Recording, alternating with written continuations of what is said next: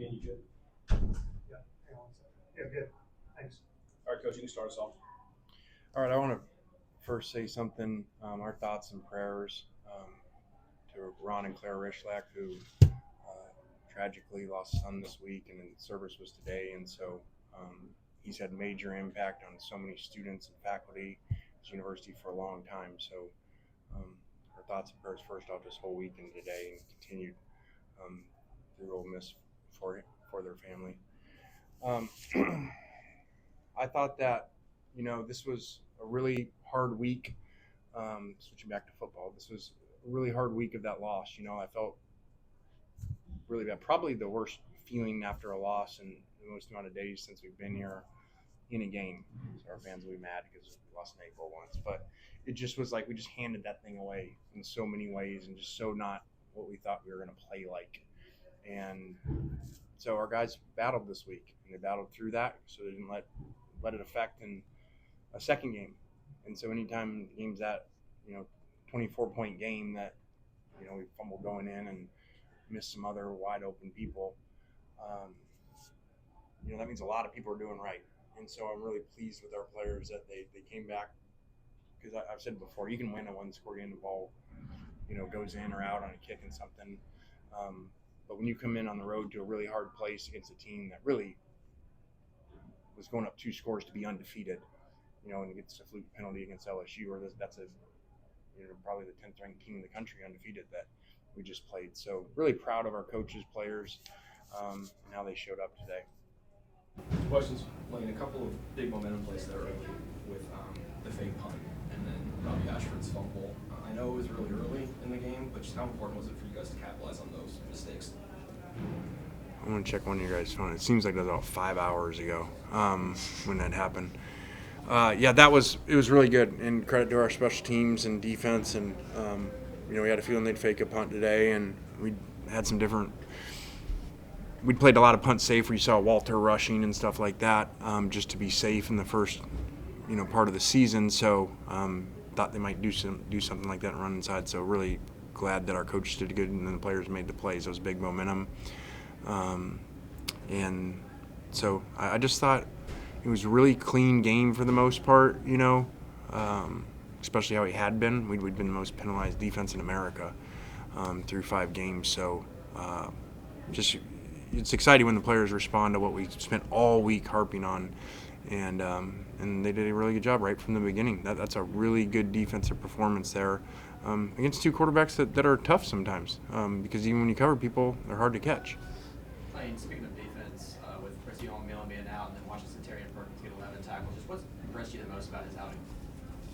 I just love when a kid, fights through when everybody wants to leave, and especially when they're a highly recruited kid, because everything's not going their way early, and he just keeps working. And so it was awesome for him to get a big-time chance today and make plays. And again, for our team, the left tackle was out, Princely was out, so, guys stepped up with some guys hurt, which is awesome.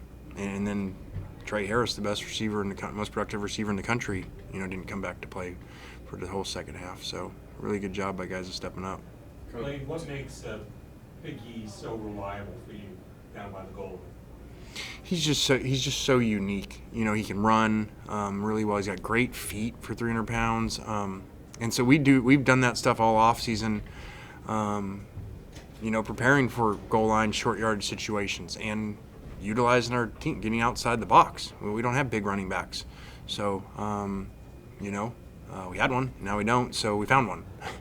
He was just on the D-line. So he's just really unique and really special. And actually his touchdown before half there, we actually put that play in. So it says a lot about him that we could install a play with a D-lineman, a misdirection play, and then he could execute at quarterback. What did you think about your offense without Trey, and how worrisome is his injury as of right now? I thought we were big little.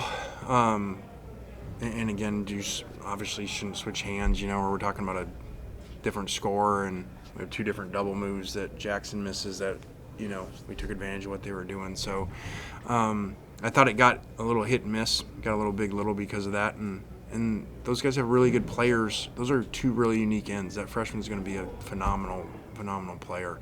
he is a phenomenal player. So those guys give you problems, especially in the stadium, because they're pass rush in the style that they play in. Playing one of the better games, Jackson running the ball today, averaged over 5 yards a carry. Was those design runs or those option runs? I think that he recognized. Well, they weren't scrambles, so they were, there's some are called runs, like he makes a couple that are big conversions. They're late to keep that drive, which is really good. I didn't want to, even though it was 3 scores, our defense had played a lot, and we'd had the backed up, we went 3 and out, so it was just really trying to, use up all the clock and get out of here with the win. And Jackson made some good runs in those. So a lot of those were called runs or because they're playing the running back and he's got to pull it. Jackson drew 4 or 5 offsides penalties from them today. With how aggressive those ends are, how important was his cadence and switching things up? It's just he didn't have a cadence. He just claps, so it ain't like the old days. It's not that hard. You can do it. You just clap and they jump. But it was a big part of the plan just because they do a great job. They uniquely rush, and even the stance.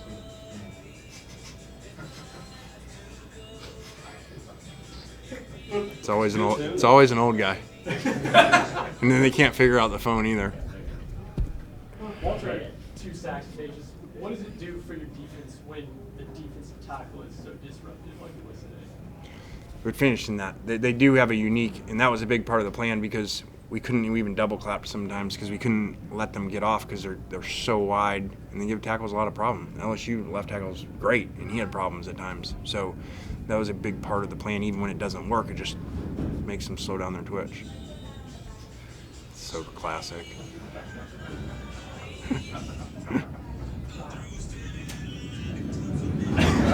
Wouldn't have guessed that. He's on Walter Nolan. Yeah, about Walter. 2 sacks. What does it do with the DTs because he was so disruptive? Yeah, I thought Walter was really good today. I mean, they hold him a lot every week, and they were holding him today. And, we got our holdings fixed on defense, and I keep telling the refs, okay, well, we're fixing ours, but then they keep holding our D linemen, especially Walter. But just was proud of him because, talked to him a lot about, it's going to be a long game. It's a hot game. You're going to play a lot, and just, like a fighter, just go out there, don't waste a lot of energy between rounds. And I thought he did a really good job. You didn't see these massive celebrations and all that. And just I told the guys, let's expect to make plays. Kind of last week, every time we made a play, we had to have, celebration of the year.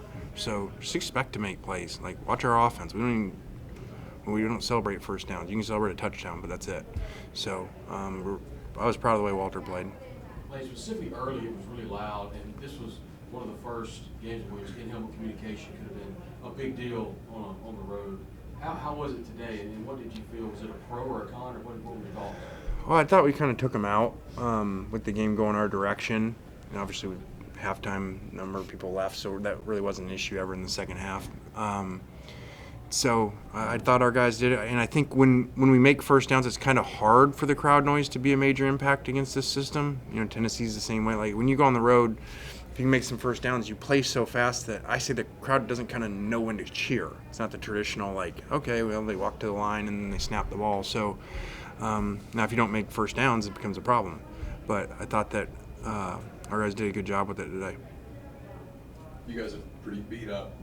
You got one more game before an open date. It's obviously a huge game at LSU. Just kind of, how would you assess just sort of the health of your team right now? How many timeouts does Alabama have? One left. They had all 3 a few minutes ago. They have 1 left, 1:18. All right. Sorry, I didn't. I mean, this is like a once-in-a-lifetime thing going on. Better watch. You're not going to see it probably ever again. What was the question? Just about the overall health of your team halfway through a season, big game at LSU. Yeah, another team we're going to get off of a bye. So we are, the left tackle didn't play today. Princely didn't play the right end, so that's good job of guys stepping up and good job of developing depth. But we're going to get another team coming off of a bye, which I know people make a big deal of. I think it's overrated. And analytics show that your win percentage after buys is not, you can't really prove much to it. So, it is what it is. Any other questions for Coach? All right, thanks guys. What players in next?